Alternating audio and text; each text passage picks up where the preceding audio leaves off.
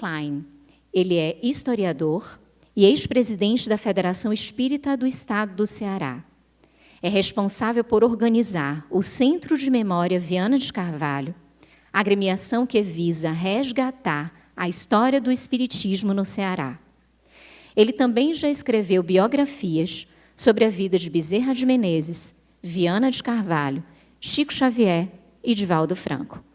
Atualmente, Luciano é diretor e trabalhador do Centro Espírita João, o Evangelista, em Fortaleza, onde também é sócio efetivo do Instituto Histórico Cearense. Seja muito bem-vindo, querido Luciano. As palavras iniciais, por favor. Luziane, querida, paz e bem, muito boa noite. É um prazer revê-la ainda virtualmente. Bruno, nossa saudação, Solange, que fez a prece. A maçã do caminho, a nossa gratidão e a todos os irmãos que interagem conosco através desta live, os que se encontram na maçã do caminho, os que se encontram virtualmente, e muito especialmente a minha saudação a você, Divaldo, meu amigo, a quem tanto devo e agradeço, aproveitando o ensejo da mensagem introdutória de Joana de Ângeles, e lembrando as palavras de Antístenes, discípulo de Sócrates, a gratidão é a memória do coração. Então, em nome dos cearenses, em nome da Federação Espírita do Estado do Ceará, da qual ainda fazemos parte, nosso reconhecimento, nossa gratidão por tudo, querido, quanto você, desde o dia 13 de outubro de 1951, vem fazendo pelo nosso, pelo também seu Ceará. Então, muito obrigado, Luziane. Prazer em revê-la, querida. Muito obrigada, Luciano. Para nós que estamos aqui no presencial, nós temos os integrantes aqui da nossa equipe, que estão a postos, gentilmente, para recolher as nossas perguntas. Então, vamos aproveitar essa oportunidade. E para aqueles que nos acompanham no virtual, basta colocar no chat que as perguntas também vão chegar aqui para que a gente possa trazer à mesa desse nosso conversando. E vamos passar a palavra para o nosso tio Divaldo.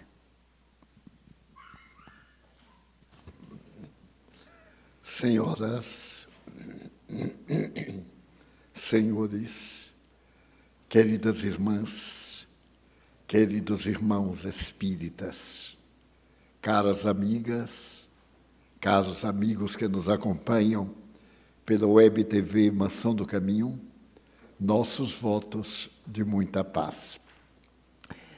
No término do século XIX, amanhecer do século XX, dois notáveis psicólogos, Binet e Simon, estabeleceram um método psicológico para medir a inteligência de cada criatura humana. Os dois, estudando na Universidade de La Salpêtrière, em Paris, haviam considerado a criatura humana como sendo o maior desafio da natureza, da criação divina. Mas havia tanta discrepância entre uma e outra criatura que era necessário estabelecer-se um código, de alguma forma, para medir-se a inteligência do ser humano. Será que o ser humano era um resultado antropológico da evolução, desde o mineral até o anjo, como Allan Kardec escreveu na questão 540 de O Livro dos Espíritos? O anjo de hoje foi átomo de ontem, assim como o átomo de hoje será arcanjo de amanhã. Esse processo de evolução era uma verdadeira inovação na teologia das doutrinas religiosas, mas era uma confirmação na renascença do pensamento atomista, agora com a visão da física quântica, que não existe matéria, tudo é energia, em diferentes estados de apresentação. Allan Kardec demonstrava que os indivíduos nascem em períodos diferentes, como verdadeiras famílias. Por isto, em uma cultura civilizada e de grande evolução, encontramos indivíduos ainda primários. Por exemplo, a Noruega celebrou-se como país da paz, e exatamente ali se encontra cada ano o momento da entrega do Prêmio Nobel da Paz. O norueguês, por constituição cultural, é tolerante, é fraterno, é generoso. No entanto, como não há exceções que se não justifiquem, há alguns anos, um jovem acadêmico resolveu simplesmente assassinar quase uma centena de pessoas, o que constituiu um choque mundial. Naquela cidade, na capital, poder-se ter um indivíduo absolutamente primitivo, que programou todo aquele sacrifício de jovens, especialmente contra os estrangeiros que estudavam nas universidades.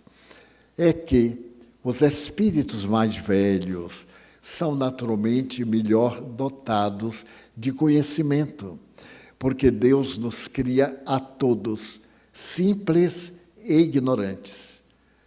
Ignorantes no sentido de desconhecedores das divinas leis que regem o universo. Então, Binet e Simon criaram o quociente intelectual, o QI. Desde 1902, a sociedade esteve muito preocupada com o QI. E para poder se medir a inteligência dos indivíduos, esses eram submetidos a testes. A questão se tornou tão extraordinária que, na Primeira Guerra Mundial, os Estados Unidos da América do Norte passaram pelas provas de QI 2 milhões de soldados para terem a ideia daqueles que reagiam racionalmente e daqueles que tinham dificuldade intelectual para discernir os seus deveres, as suas obrigações. Não é de estranhar que 2 irmãos gêmeos, univitelinos, da mesma célula que se dividiu em 2, apresentam características biológicas, anatômicas iguais, porém, caráter profundamente diferentes. Se nós olharmos aqueles chamados siameses, e Salvador teve um caso fascinante de 2 meninas que eram presas pela cintura e ficaram durante muitos anos na maternidade Climério de Oliveira. Um notável geneticista baiano, escritor emérito, cientista notável de fama mundial, desencarnado durante a pandemia, começou a estudá-las.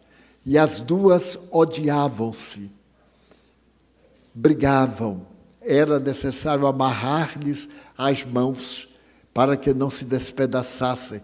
As 2 num par de pernas e 2 troncos com todos os órgãos. Curiosamente, ele foi acompanhando. E naquela época era impossível fazer uma separação, porque não havia membros inferiores para as 2. E, repentinamente, uma delas pegou uma gripe muito forte e voltou-se para a outra, que era sadia, e começou a agredir, chamando-a de miserável, porque sabia que a pneumonia decorrente da gripe iria matá-la, e, matando-a, matava também a outra. Então, é algo interessante. Nasceram no mesmo momento, eram a mesma célula. Eu pego a maçã, corto no meio. Um lado é de uma forma, outro lado é do outro, em absoluto. Daí os lados são iguais. Então, isso demonstrou que, além dos fenômenos genéticos, existe uma realidade transcendental, uma inteligência, chamemos assim. Mas a ciência procurou demonstrar que seria uma consciência, que nós chamaremos um espírito. Eram 2 espíritos fragmentados em 2 corpos, que, afinal de contas, era um corpo com 2 ramificações. Então, o QI era a maneira de avaliar o estágio de evolução. E se tornou célebre. Albert Einstein, o maior QI da humanidade. O Corcunda de Notre Dame, célebre na obra de Victor Hugo, era um QI dos mais idiotas. Ele ainda vivia só das sensações físicas, comer, dormir, praticar o sexo. É, portanto, um estágio animal. Todos os animais fazem isto. Mas o animal humano, quando atinge o estágio de humanidade, adquire também as emoções. E a primeira emoção da criatura humana foi a emoção do medo, quando na caverna o homem primitivo percebeu que outros caíam e desapareciam, decompunham-se. Eles, como não pensavam, não tinham QI ainda, e eram muito primários, passaram a ter medo. E esse medo seria o que mais tarde vamos chamar o medo da morte, que é o instinto mais poderoso nosso, a preservação da vida. Todos nós fazemos de tudo, exceção dos psicopatas, para manter a vida saudável, a vida feliz. Então, esse medo primitivo veio oferecer a segunda emoção. Todos nós temos medo. Há pessoas que têm medo de ter medo. Tão curiosamente, a questão do medo. Nós temos o medo do que sabemos e, principalmente, o medo do que ignoramos. Muitas dizem, não, mas eu não tenho medo de nada. Deixe ter uma boa dor de barriga para ver se não vai ter medo de que aquela contínua diarreia vai matá-lo. Ele é constituído de água.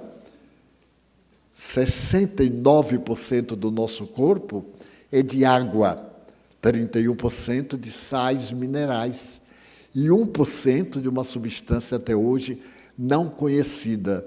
Então, para o corpo se diluir, basta a parada cardíaca e a água nos dá um tchau e vai embora. E só ficam os ossos, cabelo, dentes, unhas, em alguns.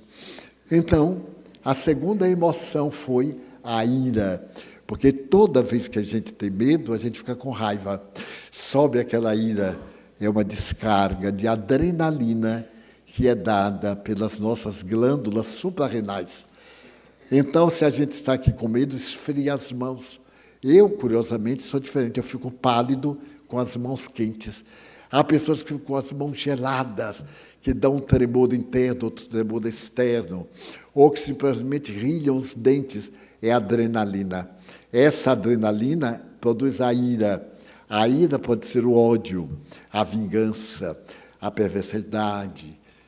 E também, se nós voltarmos para o lado bom, o altruísmo, precisa ter coragem de fazer o bem numa época tão complicada como esta, que a pessoa é ingrata, a gente está ajudando, sacrificado, e o outro está pedindo mais sacrifício. Se comprais com o nosso sofrimento. O vingador é aquele espírito primário, de QI inferior. Mas, curiosamente, pode ter um QI muito elevado. As tropas SS da Gestapo, no nazismo, eram de homens muito inteligentes, porém, absolutamente primários. Quando Hitler fez o seu grande discurso em um estádio para 50 mil jovens hitleristas, ele disse, façamos de tudo para ser odiados. Por onde passarmos, deixemos pegadas de ódio, de rancor, de ressentimento. É um indivíduo primário, é um animal que raciocina dentro do medo. Atacar, porque tem medo de ser atacado. Então, atacar primeiro aliás, na psicologia dos combates, é uma das maneiras de ganhar a guerra. Quem primeiro combate, avança, pega o outro menos equipado e normalmente vence. Então, o medo fez-se acompanhar do ódio. A terceira emoção, porque nós só temos 3 emoções, o mais é o elenco daquelas emoções, foi o amor. Quando passamos a sentir o apego, isto é meu, esta pessoa é minha, este objeto, este corpo é meu. Então, o apego, o amor. Mas esse amor pode ser primário, o amor selvagem, o amor do egoísmo, pode ser transcendente, o amor da renúncia, da abnegação, do holocausto. Então, o QI predominou na cultura humana, dominando as inteligências. Muitos empregos na Europa, nos Estados Unidos e aqui no Brasil, em menor escala, o indivíduo, depois de submetido aos testes próprios do trabalho que ia fazer, passava pelo teste do QI para poder ter-se ideia do que podia fazer em benefício da sua produção. Mas, nesse ínterim, houve uma evolução social muito grande. E, por volta dos anos 70, um psicólogo americano, Daniel Goleman, percebeu que as pessoas mais felizes não são as mais inteligentes. Na lista Forbes dos homens mais ricos do mundo e das mulheres, nem todos eram de QI elevado. Entre os 10 mais ricos do mundo existem 4 mulheres. E o seu QI é normal. Mas elas têm, e eles têm, um outro quê, um outro consciente, que Daniel chamou emocional. Não pode haver nada mais antipático do que um indivíduo muito inteligente. Na sua inteligência superior, ele desdenha invariavelmente dos outros, se sente melhor do que todo mundo, é misantropo, volve-se para si mesmo, considera os outros bastardos, inferiores. Imagine, você não entende isto, como é que pode? São, portanto, pessoas também um tanto bulhentas, presunçosas. Isso psicologicamente, não é ofensa de maneira nenhuma. Então, Daniel Goleman percebeu que pessoas emocionais, gentis, generosas, extrovertidas, eram muito mais felizes do que pessoas inteligentes. O meu QI, eu não vou dizer quanto, não é?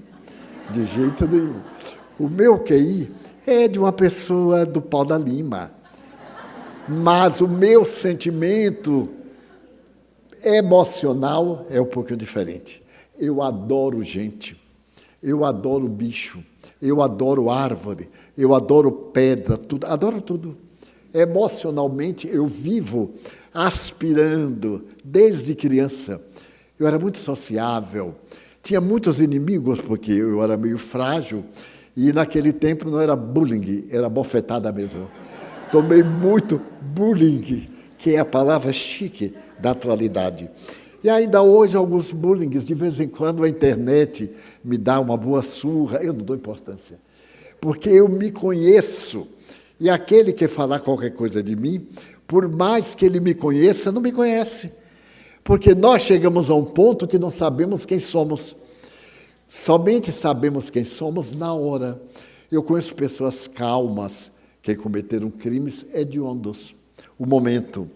E pessoas violentas que cometeram atos de grandeza moral, de abnegação, de renúncia, a depender do momento. Tudo é o momento. Então, eu tenho um amigo que é muito violento, ele diz assim, Divaldo, eu engulo um elefante, mas um mosquito não passa. Eu não deixo. Uma coisa insignificante, às vezes, nos desequilibra mais do que uma coisa muito grave. Então, Daniel Goleman criou a psicologia emocional. O que é? Então, nos anos 70, 80 em diante, passou a ser chique fazer o teste do coeficiente emocional. Na maioria dos empregos, das grandes empresas, e principalmente no Vale do Silício, onde estão as pessoas mais inteligentes dos Estados Unidos, o QI era muito importante. Mas então começavam a competir uns com os outros. Foi necessário criar uma psicologia da solidariedade, para que os indivíduos sejam solidários uns aos outros e não solitários uns em relação aos outros. Mas enquanto estava esta vantagem enorme do que é, uma psicóloga americana residente em Oxford leu que nos Estados Unidos, vários cientistas, desde o dia 26 de junho de 2000, haviam descoberto que o homem, o ser humano, não era uma criatura sem alma. Havia um ponto de Deus entre as nossas partes temporais do cérebro. E um deles chegou a determinar o ponto de Deus entre os 35 mil genes, porque se acreditava que nós éramos resultado de 100 mil genes. Mas depois de testes da decodificação do genoma humano, se pôde estabelecer que nós somos frutos de 35 mil genes apenas. E a nossa diferença para um rato é que o rato tem 300 genes menos do que nós. Por isso que existe tanta gente ratazana. Não temos nada, coitados, eles só têm 300 genes menos. Então não podemos fazer que eles avancem. Desta forma, essa doutora Dana Zohar, materialista, mestra em física quântica, psicóloga da Universidade de Oxford, veio para a Califórnia para estudar com um grande geneta que havia percebido esta localização através de uma experiência muito curiosa. Por exemplo, os epilépticos, os esquizofrênicos, ao serem medidos, colocados na aparelhagem para poder medir as reações cerebrais, esse psicólogo, de repente, quando viu o mapa e o traçado da agulha, ele teve uma emoção tão grande que fez assim: "Oh my God! Oh meu Deus!" Então a agulha saltou e ele teve um choque, porque ele estava conversando com os outros e a agulha estava quieta, somente medindo. De repente ele disse: "Mas por quê?" E repetiu: "Oh my God!" E novamente a agulha saltou. Ele percebeu que ao pronunciar o nome de Deus, o cérebro reagia. Então ele pronunciou o nome de Deus em vários idiomas. E toda vez que ele pronunciava, a agulha saltava. Mas quando ele dizia Divaldo, Antônio, José, Margarida, Pedra, Pau, nada. Então ele descobriu que nós temos no cérebro um ponto de Deus. Nosso cérebro tem uma crença tradicional. Todos nós nascemos crentes. A cultura, a educação, a convivência social é que muda a nossa forma de pensar. Mas todos nós, de origem divina que somos, nascemos com essa peculiaridade. Então a doutora Dana Zohar veio para estudar ao lado de Ramachandran e de outros investigadores, e depois de fazer um trabalho notável, ela escreveu um livro chamado Coeficiente Espiritual, ou Quociente Espiritual. Então nós temos QI, que é, agora tem que ser novamente que é Quociente Espiritual. Para evitar dúvida, ela usou a palavra em inglês, Spiritual Quociente. Então nós temos QI, QE, QS. O importante não é ter inteligência, isto é valioso. O importante não é ser gentil, isto contribui. É ter um elevado estado espiritual, ter uma vida rica de emoções, de ternura, ter a crença na sobrevivência do espírito. Eu li o livro, eu tenho o livro dela, e há poucos dias, na viagem aos Estados Unidos, eu abordei isso na ONU, para mostrar o nosso que é, portanto, o nosso QS, o nosso consciente espiritual. O que vem confirmar a doutrina espírita, que fala que a inteligência espiritual é a mais importante. Vamos fazer um parênteses. Quando Albert Einstein era vivo, a maior inteligência de todos os tempos, ele tinha uma filha do primeiro casamento, ele era casado também com uma física. Teve uma filha, separou-se e casou-se novamente. Mas esta filha, que era física, ele escrevia quase diariamente. Chegou a escrever 25 mil cartas.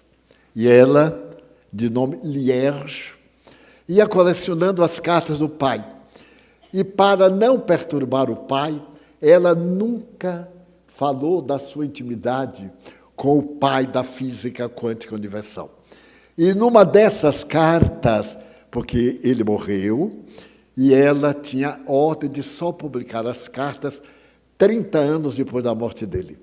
Quando ele morreu, ela pegou as cartas e deu à biblioteca de Tel Aviv, porque eles eram judeus. E entre essas cartas, tem uma que diz mais ou menos assim, é quase ipsis verbis. Querida Lierge, quando eu publiquei a teoria da relatividade do tempo e do espaço, muitos amigos acreditaram que eu estava louco. E muitos zombaram de mim. Desde aquele 1905 até hoje, ninguém pôde provar que o meu rascunho estava errado. Todas as ciências na área da física, da matemática, provaram que eu estava absolutamente certo. Agora, quero dizer-lhe uma coisa, minha filha. Quando as pessoas souberem, vão achar que eu estou louco. Existem no universo 5 leis. Oficialmente, 4. É a lei da eletricidade, eletromagnetismo, a lei da gravidade, a lei quântica forte, a lei quântica fraca. São as 4 leis do universo. Eu introduzo uma 5ª lei, que se chama lei de amor. A lei de amor está acima de todas as outras leis, porque a lei de amor é a lei de Deus. Allan Kardec, em O Livro dos Espíritos, na 3ª parte, faz um estudo sobre a lei natural, leis morais da vida. É a 3ª parte do Livro dos Espíritos.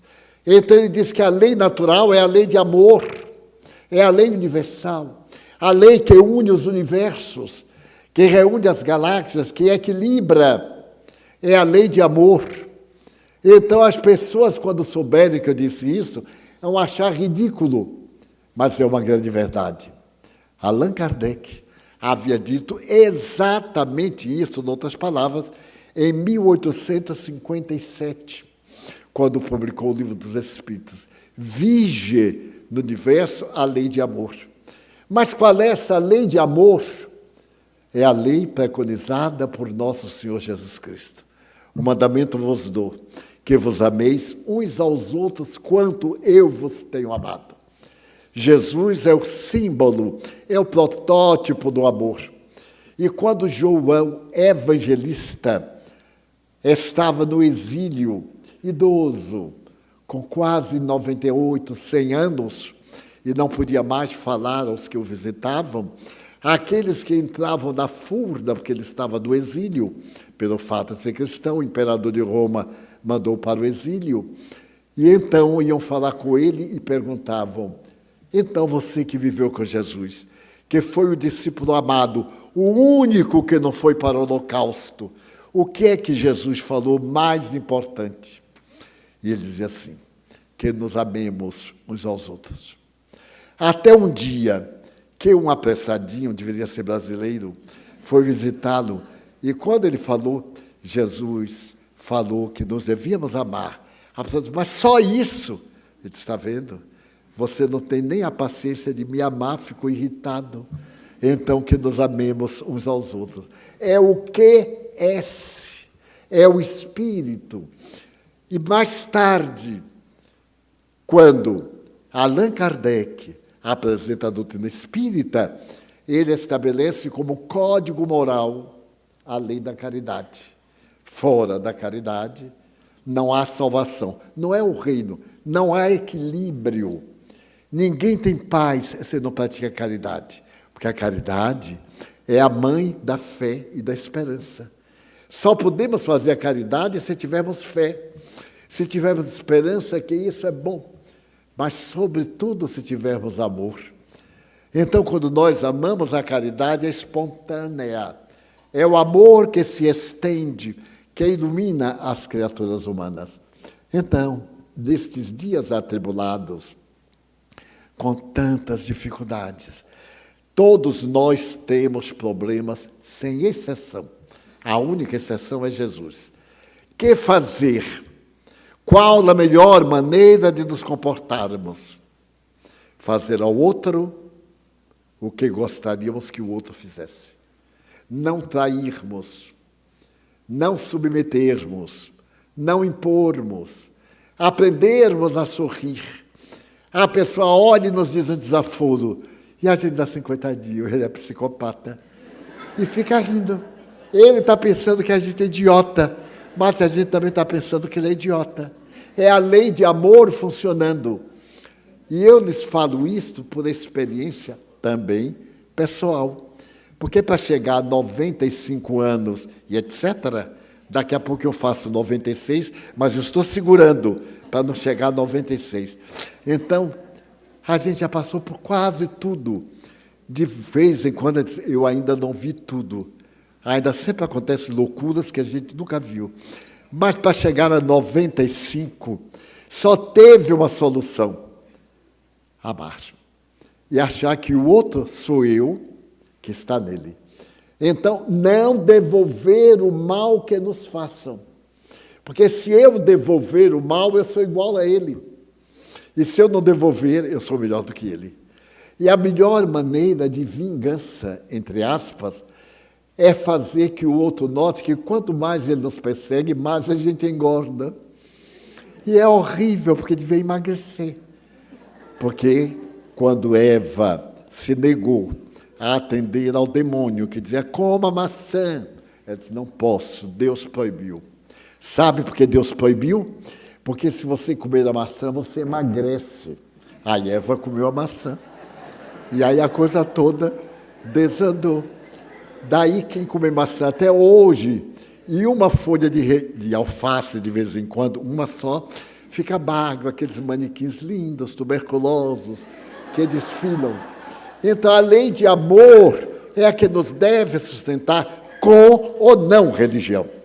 A religião é o método pedagógico que nos ensina, mas nós temos que viver. Não adianta saber. Eu conheço pessoas que sabem a Bíblia de memória, mas cujo caráter é uma lástima. Conheço outros quando falam, meu Jesus, aí choram, mas também fazem muitas pessoas chorar. Mas se tem o QS, se acredita que a vida nos dá conforme nós semeamos, a pessoa ama, tem muito cuidado. Atira sementes de luz e não joio para matar o trigo. Então, para a nossa reflexão desta noite, eu estive pensando nesse QI, e nós temos aqui excelentes pessoas com QI, o que é, porque é uma casa de ação caridosa, mas é necessário vivermos o que é a vida espiritual, sermos bons pais, porque não é bom para os outros, é bom para nós. O bem que eu faço me faz bem.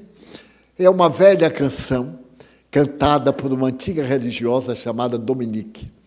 As mãos que oferecem rosas estão sempre perfumosas, mas isso é coisa do século passado. Mas era lindo quando essa freirinha começou a cantar. E ela foi tão aplaudida que se tornou uma grande atriz. Abandonou o hábito, mas continuou com religiosidade. Esse espírito de religiosidade. Então, para nossas reflexões desta noite, o amor. Haja o que houver, perdoe. Considere que o outro é que tem que ter remorso. Se você ficar com raiva, fica pior do que ele. Não aceite o mal dos maus. Você é melhor do que os maus. Então, com estas reflexões, vamos às nossas perguntas da noite. Vamos fazer a primeira pergunta ao Luciano.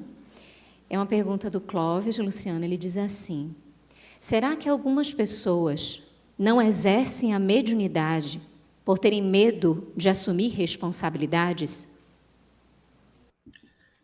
Boa noite, Clóvis. De certa forma, sim, muitos de nós, sobretudo quando ainda não compreendemos plenamente a naturalidade da mediunidade, que é um fenômeno inerente a todos nós, criaturas humanas, há, com certeza, esse receio diante de um fenômeno que aquela pessoa desconhece. Mas à medida em que nós vamos tendo a oportunidade de melhormente entendê-la como um fenômeno não sobrenatural, mas perfeitamente natural, sobretudo a partir do estudo que encetamos em torno do livro dos Médiuns, lançado em 1861, nós vamos compreender que a mediunidade é uma faculdade inerente às criaturas humanas, cujos registros nós encontramos em todos os períodos, em todos os fastos da história da humanidade de todos os tempos. Médiuns sempre os houve, com as mais variadas denominações, desde priscas eras, mesmo antes da história da humanidade, do surgimento das grandes civilizações, já na pré-história, segundo a história com suporte da paleontologia e da antropologia, nós vamos encontrar práticas ritualísticas que demonstram que em todas as agremiações humanas ou tribos havia o pajé, o xamã, o feiticeiro. E mais tarde, nas civilizações, nós vamos encontrar a existência de médiuns com as mais variadas denominações, como pitons, pitonisas, hierofantes, magos, adivinhos, profetas, conforme a descrição, inclusive, nos textos das nossas Bíblias, particularmente no Antigo Testamento. Então, quando nós passamos a compreender, portanto, a mediunidade, aquele receio, aquele medo de tentar exercitar-se para melhor exercê-la, sobretudo educando, que é a proposta do Espiritismo, aos poucos nós vamos encarando como algo perfeitamente natural e esse medo vai desaparecendo.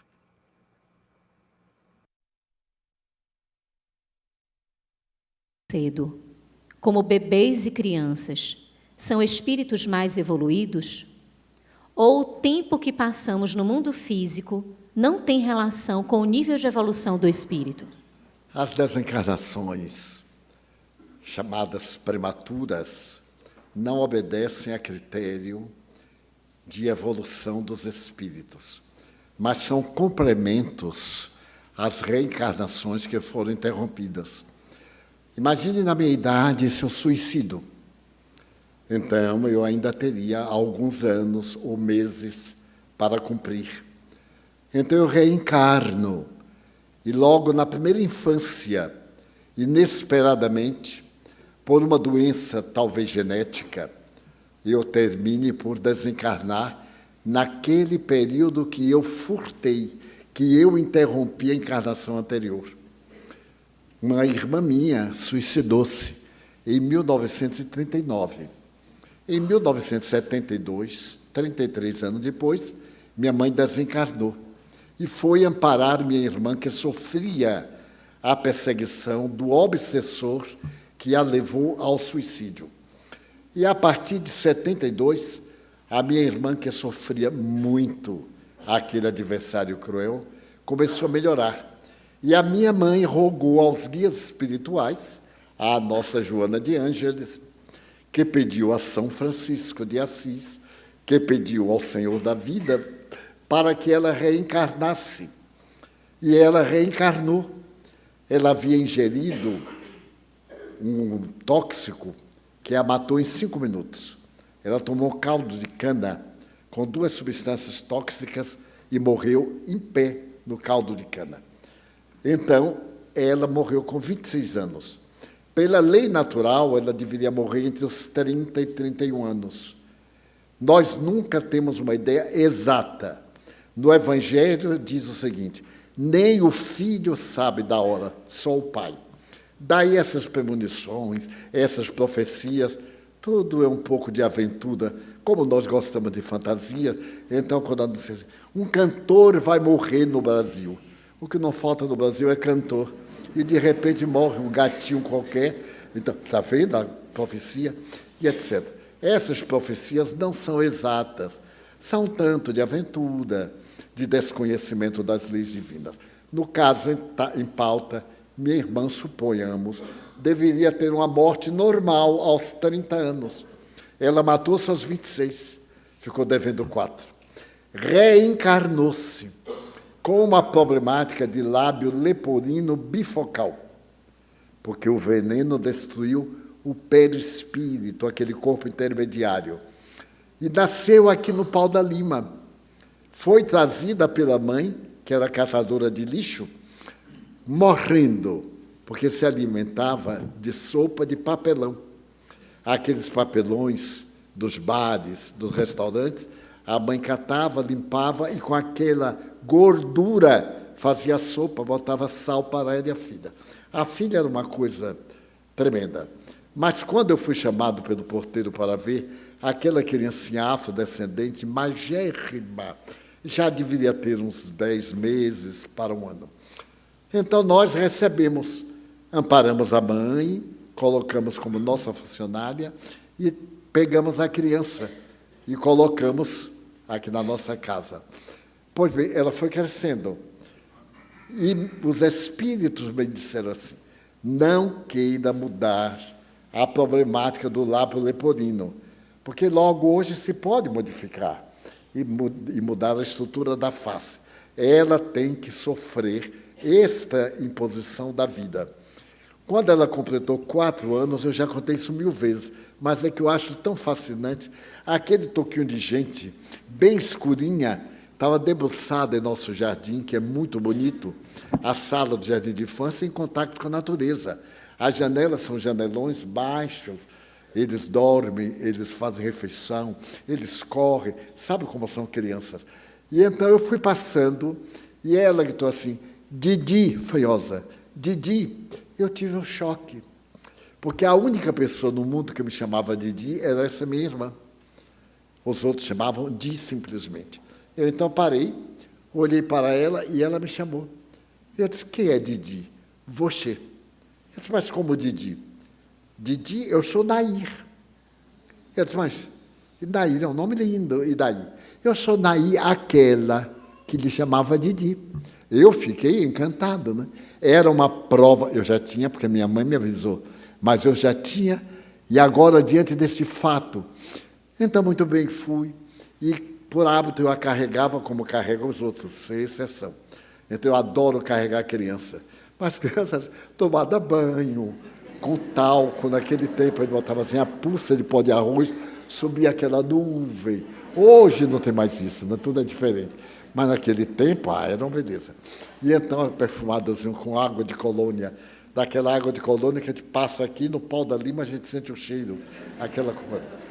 E então eu a carreguei e me sentei no meio-fio. Ela passou a mão no meu rosto e sentiu a barba. Então ela perguntou assim, Didi, eu vou viver muito? Eu disse, não, minha filha, porque você suicidou. Você vai viver pouco tempo. Quanto tempo? Olha, 4 anos. Eu disse, eu não sei, mas é pouco tempo. Ela morreu 2 semanas depois. Estava ótima, teve uma pneumonia, como chamavam, galopante, nos 2 pulmões, não resistiu, teve pneumonia. Sábado foi diagnosticada, na segunda-feira pela manhã morreu. Cumpriu aqueles 4 anos que devia. Eram 4 anos. Passados os 10 anos, minha mãe conseguiu que ela reencarnasse de novo. Hoje está reencarnada, linda, porque na nossa família todo mundo é muito bonito.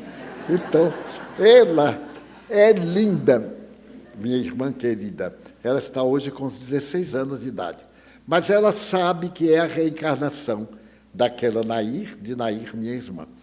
Então, essa questão das problemáticas da reencarnação são estabelecidas pela divindade. E a nós nos cabe preservar a vida ao máximo possível, a fim de que a nossa vida seja um pomar de bênçãos e nos ajude. Luciano, uma pergunta aqui do presencial. Qual a melhor forma de lidar com o despertar da mediunidade? Como conseguir conviver com as novas sensações, sentimentos estranhos, dores físicas? Primeiramente, se tiver o ensejo de procurar uma instituição, preferencialmente espírita, portanto, devidamente aparelhada para dar uma orientação segura acerca do que é o fenômeno mediúnico, ver os escolhos da mediunidade, as dificuldades inerentes ao exercício dessa faculdade, que faz parte do processo de maturação do psiquismo, das experiências de quem passa pela vivência da fenomenologia mediúnica, sobretudo no período em que se tem um desconhecimento a respeito do mesmo, e aí vem ou advém as sequelas, as consequências negativas, porque a pessoa não deixa de ser um imã que vai, comparando aqui figurativamente, de alguma forma está antenada, vinculada, linkada, usando a expressão de hoje, com determinadas mentes de pessoas que estão na outra dimensão existencial. Então, sendo a mediunidade, como dissemos em resposta à questão anterior, um fenômeno universal, o médium sempre o houve, em todos os cenários da Terra, em todos os ramos do conhecimento ou do saber humano, na filosofia, na ciência, na religião.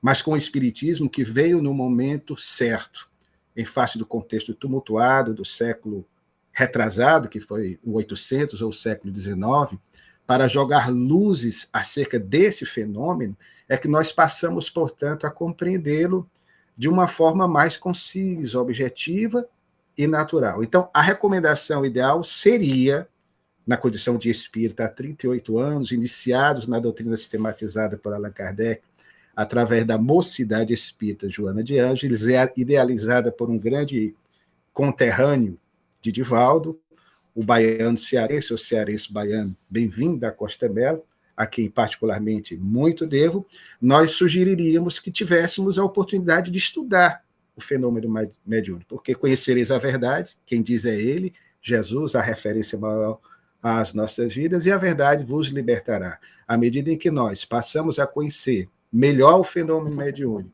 e tudo aquilo quanto ele produz, e a necessidade, sobretudo, imperiosa, para que nós procuremos nos transformar, trabalhar as nossas defecções morais, vencer esse cipoal de imperfeições que nos separa do entrosamento constante mais profundo com os nossos anjos guardiães, com os amigos espirituais que sempre estão à nossa volta, esperando o momento certo para conosco trabalhar em prol do bem.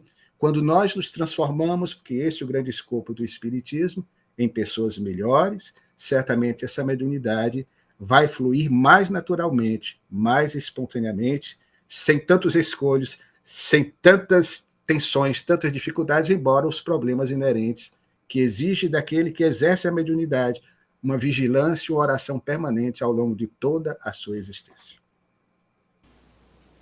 Tio, o que é a chamada segunda morte?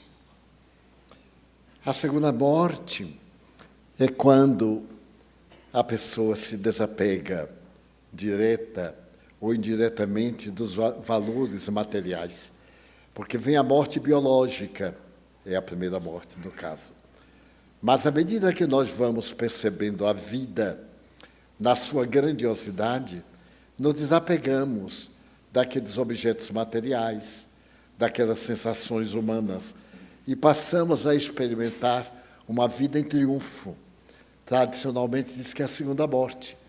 Nem todo mundo passa por esses dois períodos. A grande maioria se desencarna e vai liberando-se pouco a pouco, como um fenômeno natural da morte biológica. Então, a segunda morte é a fase em que o espírito, depois de haver sofrido nas regiões dolorosas, descobre a utilidade da vida e se aplica os valores de natureza transcendente. Então se liberta daquela reencarnação por definitivo. Luciano, por que nós temos dificuldade de encontrarmos um caminho para evoluir sem tanto obstáculo? Porque no processo evolucional de todas as criaturas, nós encontramos as adversidades, as resistências, os óbices, as dificuldades. Nada, absolutamente nada em a natureza se metamorfoseia, se transforma, se refina, sem o enfrentamento de intempéries, assim como a criatura humana não vai conseguir lograr, ao termo da sua jornada existencial, a palma da vitória, se não se trabalhar. Observando a vida, uma semente incrustada no solo, ela sofre. A pressão do solo sobre a mesma, as intempéries climáticas, o calor intenso, ou a chuva em demasia, mas mesmo assim ela vai vencendo as adversidades, vai brotando, continuam as ameaças das formigas, das lagartas, mas mesmo assim ela vai crescendo, vai se desenvolvendo até tornar-se uma árvore frondosa. Lembrado inicialmente, na reflexão do nosso Divaldo, tudo em a natureza evolui, desde o átomo ao arcanjo que começou a ser anjo. Mas nesse processo de evolução, nós encontramos as resistências, as dificuldades, essas dores do caminho. Quando estamos na nossa escola, no ensino fundamental, no ensino médio, no curso superior, na pós-graduação, os estudantes sofrem para poderem ter o êxito de vencerem aquela etapa, mas assimilam as lições necessárias. E assim também faz parte da vida esse processo, não por uma imposição divina, mas pela lei que é inexorável, a lei do progresso, que nos permite cada vez mais irmos nos aparelhando. Nós só deixamos de ter determinadas enfermidades, como eu que tive quando criança, catapora, muito comum aqui no nosso Nordeste e no nosso país. Aí sim, embora as dores daquelas úlceras, daquelas feridas que nos incomodavam, mas vencemos essa etapa e aí nos saímos, de certa forma, naturalmente, biologicamente imunizados, para pelo menos nessa existência não termos mais aquele tipo de virose ou de doença. Poderemos ter outras. E assim temos, para que nós possamos, aos poucos, irmos gradativamente nos aparelhando, nos melhorando, sobretudo nos conscientizando da necessidade urgente, imperiosa da vivência do amor, para que assim possamos, à medida em que crescemos no bem, que avançamos na senda da fraternidade, irmos anulando o nosso ontem negativo, o nosso passado de dores mais intensas, porque também provocamos essas dores, e a lei de causa e efeito, ela nos cobra aquilo que fizemos de errado, porque a lei de Deus, como dizem as entidades venerandas a Allan Kardec, em resposta à questão de número 621, da obra magna, que é o Livro dos Espíritos, está na consciência de cada um. Nós podemos nos enganar. Eu posso enganar você, Luciane, enganar Divaldo, enganar os irmãos que nos ouvem, mas a mim próprio eu não engano.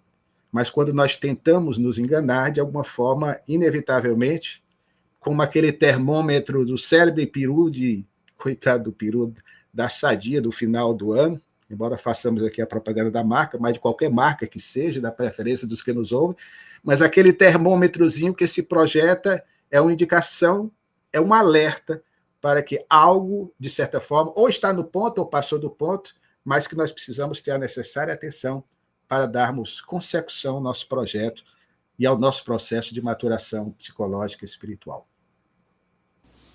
Tio, como é possível que nossos desafetos desencarnados nos achem, mesmo estando em outro corpo físico na vida atual?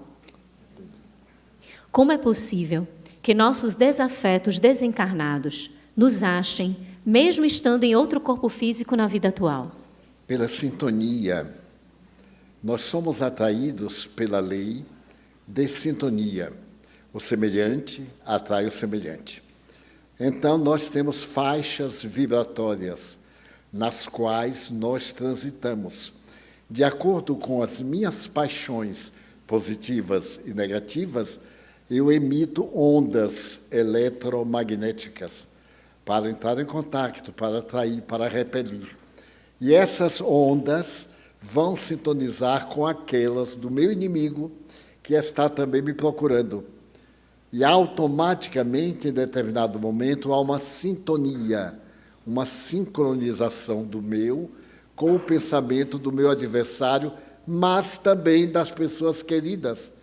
Quantas pessoas nos aparecem de repente? E nós dizemos, com certeza, não é a primeira vez que nos encontramos. E sintonizamos. E, às vezes, isso constitui até um problema na área da afetividade. A gente tem um compromisso doméstico, tem uma família, e encontra alguém que nos sensibiliza profundamente, que pensa como nós pensamos.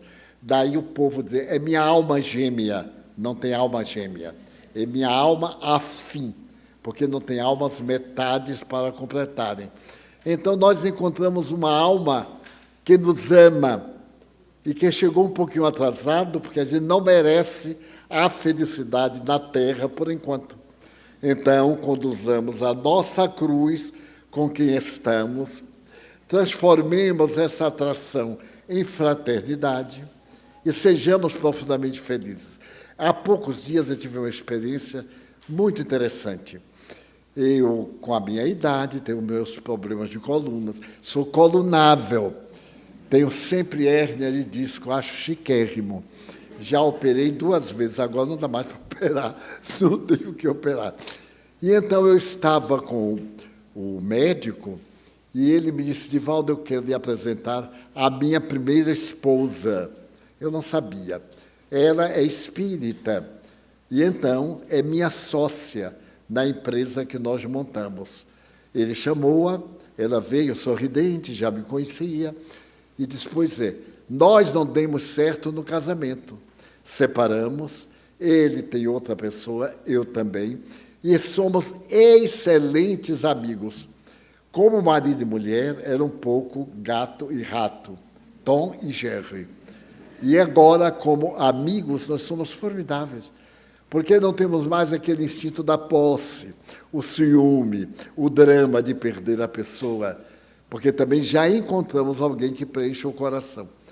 Então, eu achei tão lindo esse sentimento de fraternidade, que a gente seja atraído pela libido, pelo sexo, pela beleza ou pela feiura do outro, pelo sexual, é perfeitamente natural. É uma questão de sintonia, mas que a gente consiga superar quando não dá certo. Quantos casais que Deus colocou na terra só para brigar? E na hora que desbriga, então ficam perfeitamente felizes e com saudades. A mim me surpreende o casamento, eu vejo os casamentos pomposos, 3 semanas de casamento, e de repente um ódio de matar um ao outro. Quer dizer, era uma paixão sensual, não era um amor real. O amor real tem raízes. A gente é até capaz de renunciar. Alguém me disse um dia assim: eu sei que ele me ama, mas ele se sente muito mais feliz com a outra, eu aí deixo. É para o bem dele, ótimo. Eu já não sofro, porque vendo feliz para mim é uma felicidade. Notem que grau de evolução. É uma conquista. Qualquer um de nós atinge essa conquista. Eu contei aqui há menos de um mês aquela história do homem que estava mudando para outra mulher e que, afinal, ele amava, era a primeira esposa mesmo. Então, na afetividade, procuremos ver o que é que nos liga. E, na hora das nossas discussões, procuremos o meio termo de lembrar quanto nós já fomos felizes e, então, sejamos gratos àquele passado bom que agora está mais nublado. E, se perseverarmos, ele vai ficar de maneira gloriosa. Perguntaram a um homem casado há 70 anos, com a idade de 95, ela 94. Como é que vocês podem viver tanto tempo casado? Ele disse assim: me esqueci de brigar. Ela falava, eu ficava olhando assim: pois é, meu bem, aí me esqueci de brigar. Então nós vivemos maravilhosamente. Esqueçamos do ego. E então se torna muito mais fácil a nossa vida. Nós gostaríamos de agradecer a todos que estão aqui no presencial, a todos que nos acompanharam pelo formato virtual, agradecer à TV Mansão do Caminho, agradecer ao Bruno, que fez a interpretação para Libras, os aprendizados que aqui tivemos com o nosso tio Divaldo, com o Luciano, a prece, a participação da nossa tia Solange, e chamamos o Luciano para as suas palavras finais, e deixamos contigo as palavras, Luciano. Palavras de gratidão, querida. A Deus, primeiramente, por me ensejar este momento. Perdão por constranger você, Divaldo, nesse instante, mas é necessário que se diga nesses momentos em que nós somos, às vezes, tão ferinos, uns em relação aos outros, e como estudamos muito a vida de Bezerra de Menezes, o homem da afetividade, do amor, não só falado, mas vivido, eu queria externar a você, por tudo quanto tenho recebido, e se hoje continuo no Espiritismo há 38 anos, em grande parte, é devido a seu exemplo de amor à causa espírita e de perseverança, intermediando também sempre, e agora uma vez mais nos presenteando, o trabalho daquele que ao seu lado, ao longo de mais de um século, numa alternância de posições, vem semeando a boa nova espírita em nosso país. Eu me refiro a Manuel Viana de Carvalho, cearense de Có, que, mercê da sua generosidade, da sua mediunidade, vai nos obsequiar mais uma obra da sua lavra. Então, Divaldo, querido, você disse certa feita, e finalizando, que, embora nascido em Feira de Santana, na Bahia, todo historiador é meio fofoqueiro, e me perdoe por esta fofoca, mas eu vou revelar de público, está documentado, você vinha nascer do Ceará, mas no trajeto, a cegonha cansou, pousou em Feira de Santana, e você acabou nascendo na Bahia. Mas você, na verdade, brincadeiras à parte, é cidadão do mundo. Embora cidadão cearense, cidadão fortalecense. Então, querido, muito grato, uma vez mais, por tudo quanto você tem propiciado aos seus irmãos do Ceará. E a todos os irmãos da Bahia, do Brasil e do mundo que nos acompanham, nossa gratidão por esse momento, particularmente na vida de um ex-integrante da Mocidade Espírita Joana de Ângeli, extremamente significativo. Paz e bem.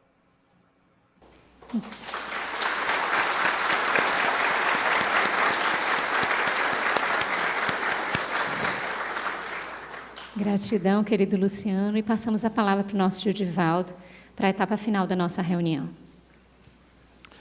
O bom do nosso Conversando sobre o Espiritismo é que selecionamos espíritas de todo o Brasil e do mundo, de língua portuguesa, para trazermos, para que expandam seus conceitos espíritas e todos constatemos a universalidade do Espiritismo, aquilo que um programa, o outro faz. O nosso querido irmão Luciano é o maior pesquisador vivo no corpo, na atualidade, do movimento espírita. Ele, residindo no Ceará, fez a maior pesquisa histórica sobre o doutor Adolfo Bezerra de Menezes Cavalcante, que era também cearense. Era cearense da cidade de Icó.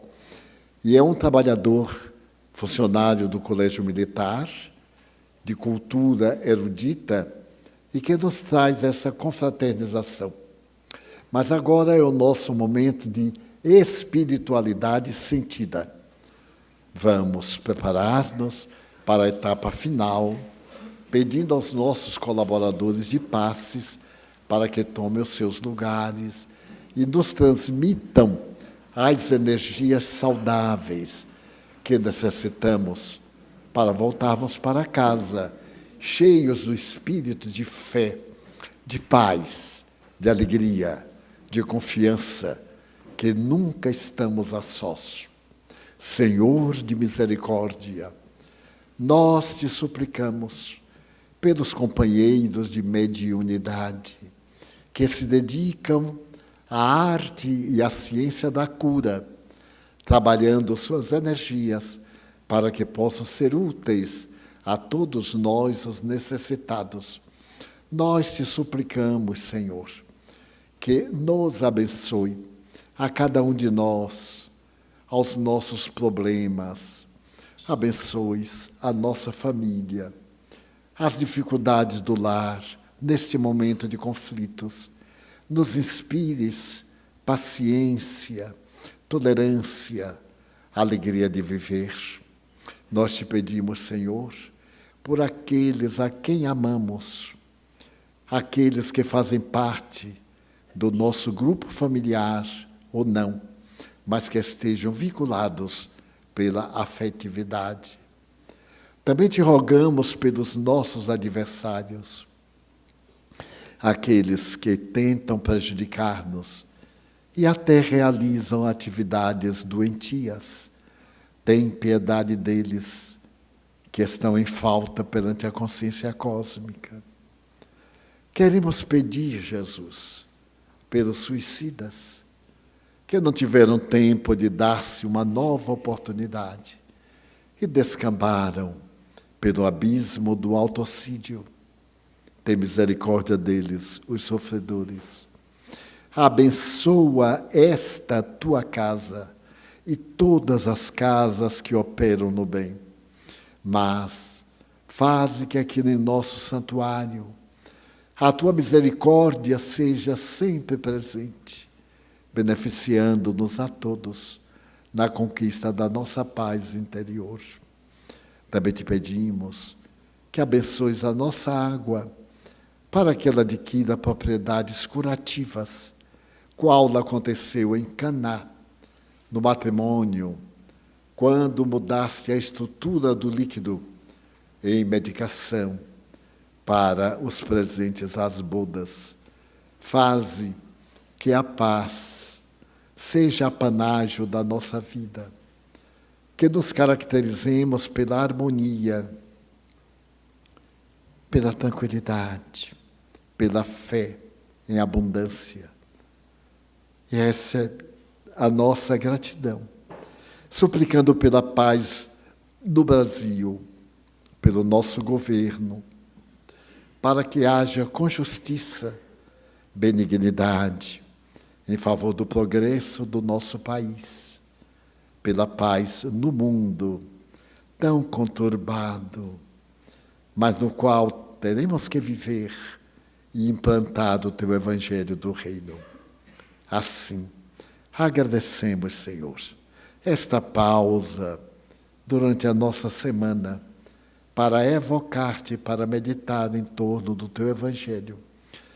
E em nome de Deus, todo o poder, da Mãe Santíssima, em teu nome, e a presença dos Espíritos bons, encerramos a nossa reunião, formulando votos de muita tranquilidade para todos.